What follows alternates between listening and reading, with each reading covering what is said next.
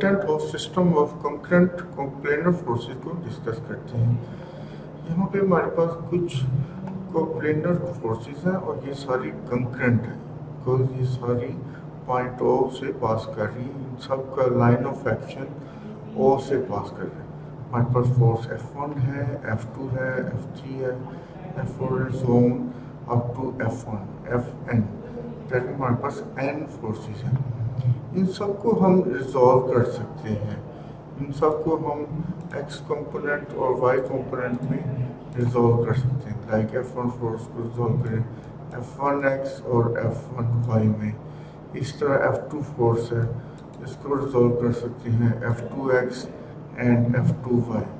F2x horizontal component होगा, F2y vertical component होगा। Similarly F3 force को हम इसके रिजल्टेंट F3 फोर्स को हॉरिजॉन्टल कंपोनेंट और वर्टिकल कंपोनेंट में कन्वर्ट कर सकते हैं। Similarly F4 and F2 F1। तो इन सब का जो रिजल्टेंट R होगा सारे हॉरिजॉन्टल कंपोनेंट्स का सम होगा। Means R equal to F1x plus F2x plus F3x plus on up to F1 Fnx, because हमारे पास n फोर्सेज है और रिजल्टेंट का जो x कंपोनेंट है सारी फोर्सेज के x कंपोनेंट के सम के इक्वल होगा। Similarly resultant y component, resultant का y कंपोनेंट, तो सारी फोर्सेस के y कंपोनेंट्स को अगर हम ऐड करें तो रिजल्टेंट का y कंपोनेंट आ जाएगा। तो that mean R Y equal होगा F1y plus F2y plus F3y and so on up to Fny। तो इस तरह हमारे पास Rx जो कि रिजल्टेंट का x कंपोनेंट है एंड Ry जो रिजल्टेंट का y कंपोनेंट है, ये हमने ऑब्टेन कर लिया। अब हम रिजल्टेंट की मैग्नीट्यूड फाइंड आउट करना चाह रहे हैं। तो हमें पता है कि R square equal to Rx square Pythagoras formula है प्लस Ry स्क्वायर। तो R की वैल्यू जो कि मैग्नीट्यूड ऑफ रिजल्टेंट है वो आ जाएगी R equal to square root of Rx square plus Ry square. तो ये रिलेशनशिप हमें मैग्नीट्यूड ऑफ रिजल्टेंट देगा। इसी तरह हम रिजल्टेंट का एंगल जो x एक्सिस के साथ बनाता है, सपोज उसका नेम थीटा कहते हैं, वो भी फाइंड आउट कर सकते हैं।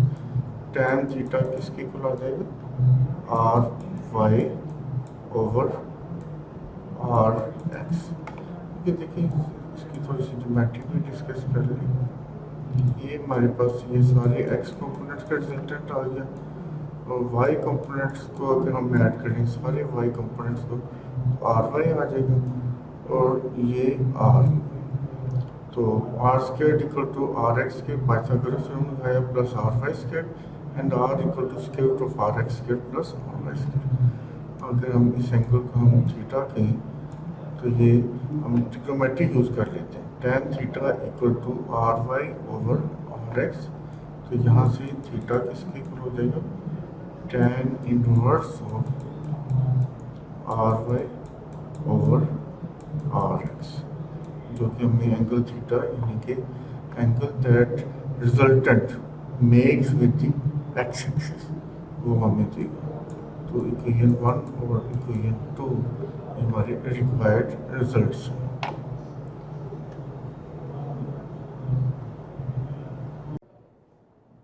डियर स्टूडेंट्स, एक एग्जांपल करते हैं रिजल्टेंट ऑफ फोर्सेस के बारे में। Find the magnitude and direction of the resultant of the forces shown in the figure. तो ये हमारे पास फिगर है, यहाँ पे एक पार्टिकल एट ओ है। इस पार्टिकल पे डिफरेंट फोर्सेस ये जो आपको नज़र आ रही है ये अप्लाई हो रही है। एक 8 न्यूटन की फोर्स है, ये हॉरिजॉन्टल ऐड कर रही है। 5 न्यूटन की फोर्स है, ये 30 डिग्री पे ऐड कर रही है। 2 न्यूटन की फोर्स है, ये 90 डिग्री पे ऐड कर रही है, और 4 न्यूटन की फोर्स वर्टिकली डाउनवर्ड ऐड कर रही है। इसका एंगल ये 270 डिग्री होगा। अब इनको रिजॉल्व करते हैं।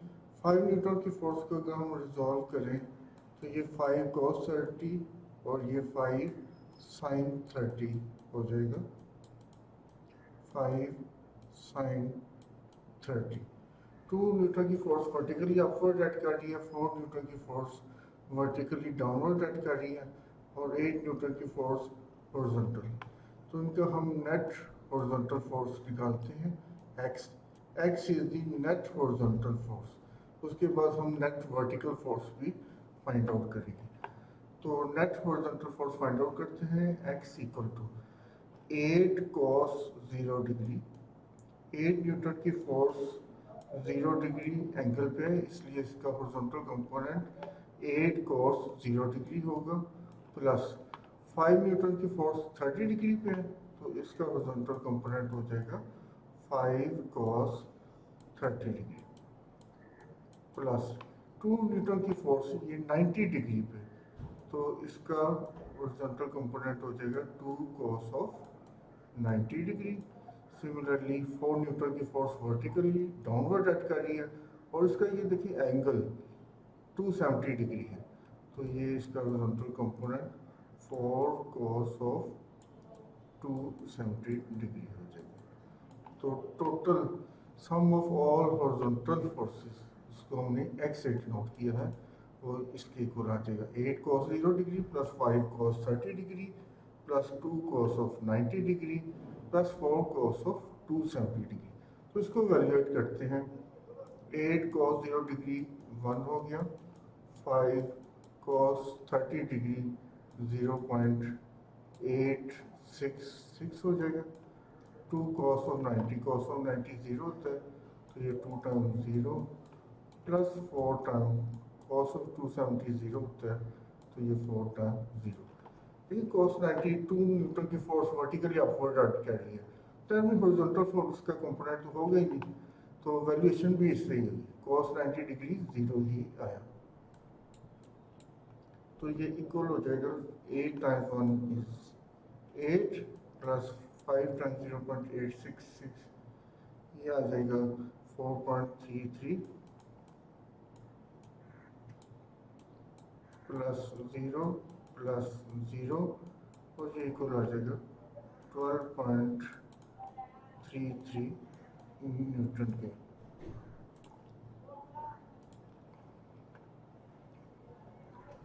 उसके बाद हम वर्टिकल कंपोनेंट फाइंड आउट करते हैं।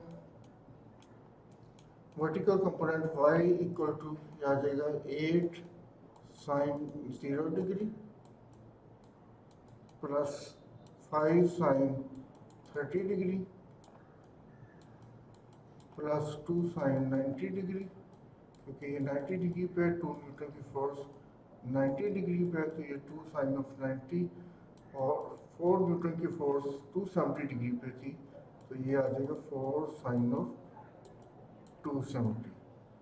8 sin 0 इज 0, तो ये 8 टाइम्स 0 हो जाएगा, plus 5 times sin 30 is half, 2 times sin 90 ये 1 होता है, और इसी तरह sin 270 माइनस 1, तो ये बन जाएगा 5 times half is 2.5 plus 2 minus 4 which is 0.5 newton. R find out करते हैं, R equal to X square plus Y square and then square root, और ये इसकी वैल्यू सप्लाई करते हैं। 12.33 ये एक्स की वैल्यू आई थी, और डियर स्टूडेंट्स एक एग्जांपल करते हैं रिजल्टेंट ऑफ फोर्सेस के बारे में। Find the magnitude and direction of the resultant of the forces shown in the figure. तो ये हमारे पास फिगर है, ओ पे एक पार्टिकल है और इस पर डिफरेंट फोर्सेस एक्ट कर रही हैं। ये सारी कंकरेंट फोर्सेस हैं, क्योंकि ये सारी ओ पे एक्ट कर रही हैं, एट अ पॉइंट एक्ट कर रही हैं। तो ये फोर्सेस है हमारे पास, ये 3 न्यूटन की फोर्स है, 6 न्यूटन की फोर्स है, 5 न्यूटन की फोर्स है, 7 न्यूटन की फोर्स ऐड कर रही है और ये एक 5 न्यूटन की फोर्स ऐड कर रही है। ये 5 न्यूटन की force 30 degree below the horizontal है, 3 न्यूटन की फोर्स एक हॉरिजॉन्टल फोर्स है, ये 0 डिग्री पे ऐड कर रही है। 6 न्यूटन की फोर्स 45 डिग्री, 5 न्यूटन की फोर्स ये हॉरिजॉन्टल के साथ देखें तो ये टोटल ये 90 डिग्री होगा। 7 न्यूटन की फोर्स ये लेफ्ट हॉरिजॉन्टल के साथ 30 डिग्री है, इसलिए इसको हम माइनस में लेंगे, या यहाँ से अगर हम इसका एंगल देखें तो ये बन जाएगा 150 डिग्री, ठीक है। और ये 30 डिग्री बिलो दी हॉरिजॉन्टल है, या अगर हम इसको इधर से हम काउंटर क्लॉकवाइज एंगल लें तो ये 330 डिग्री एंगल बन जाएगा।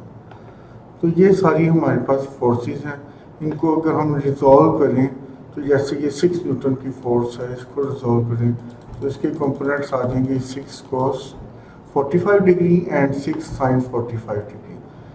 7 न्यूटन के देखें तो ये 7 cos 150 और 7 sin ऑफ 150।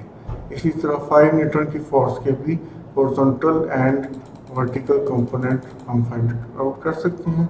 सिमिलरली 7 न्यूटन की फोर्स के हॉरिजॉन्टल एंड वर्टिकल कंपोनेंट इस तरह से होंगे। तो इन सब का हम नेट हॉरिजॉन्टल कंपोनेंट निकालते हैं। नेट हॉरिजॉन्टल कंपोनेंट को सपोज हम कैपिटल एक्स से डिनोट करते हैं। तो कैपिटल एक्स किसके इक्वल होगा? ये sum of all horizontal components of the forces involve होगा। तो ये x इक्वल आ गया 3 cos of 0 degree plus 6 cos of 45 degree, ये सारे हम हॉरिजॉन्टल कंपोनेंट्स को ऐड करेंगे, plus 5 cos of 90 degree plus 7 cos of 150 degree plus 5 cos of 330 degrees आ जाएगी। इस सबको सॉल्व करते हैं। cos 0 1 होता है तो 3 को 1 से मल्टीप्लाई करें तो ये 3 आ जाएगा। 6 cos 45 इसको वैल्यूएट करें तो ये हमारे पास आ जाएगा 4.243 प्लस cos 90 डिग्री 0 होता है, 5 इंटू 0 ये 0 हो जाएगा। सिमिलरली cos 150 इसकी वैल्यू नेगेटिव आती है, उसको 7 से मल्टीप्लाई करें तो ये हमारे पास आ जाएगा माइनस 06.062 और एंड पे 5 cos 330 ये पॉजिटिव ही आएगा क्योंकि ये पॉजिटिव साइड पे ही है, तो इसका x कंपोनेंट भी पॉजिटिव होगा। तो x कंपोनेंट ये अगर हम वैल्यूएट करें कैलकुलेटर से ये आ जाएगा 4.330। इन सबको ऐड करें तो ये हमारे पास net horizontal component of resultant force ये बन जाएगा 5.511 newton. Similarly vertical component of resultant force निकालते हैं, इसको हम कैपिटल वाई से नोट करते हैं। तो ये सारी फोर्सेस के वर्टिकल कंपोनेंट्स के सम के इक्वल होगा। सारी फोर्सेस जितनी भी फोर्सेस इन्वॉल्व हो रही हैं उनके वर्टिकल कंपोनेंट्स के सम के इक्वल होगा। और रिमेंबर वर्टिकल कंपोनेंट में साइन इन्वॉल्व होता है, तो ये वाई किसके इक्वल हो जाएगा? ये आ जाएगा 3 sin 0 डिग्री। उसी तरह करेंगे जिस तरह हमने हॉरिजॉन्टल कंपोनेंट के लिए cos यूज़ किए, यहाँ पे हम साइन यूज़ करेंगे। तो 3 sin 0 degree plus 6 sin 45 degree